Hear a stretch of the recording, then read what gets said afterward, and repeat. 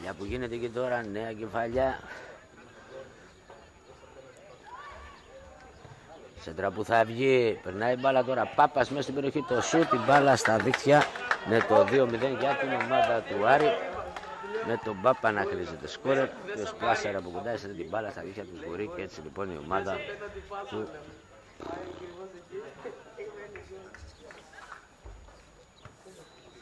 Άρη προηγείται της ομάδας των Πεμπίδων με 2-0.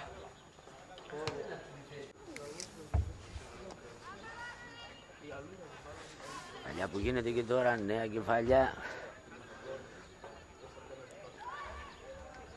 Σέντρα που θα βγει, περνάει μπάλα τώρα, Πάπας μέσα στην περιοχή, το σούτ, η μπάλα στα δίχτυα, με το 2-0 για την ομάδα του Άρη. Με τον Πάπα να χρήζεται σκόρερ, και ο Σπλάσσερ από κοντά έστειλε την μπάλα στα δίχτυα του Σγουρή, και έτσι λοιπόν η ομάδα του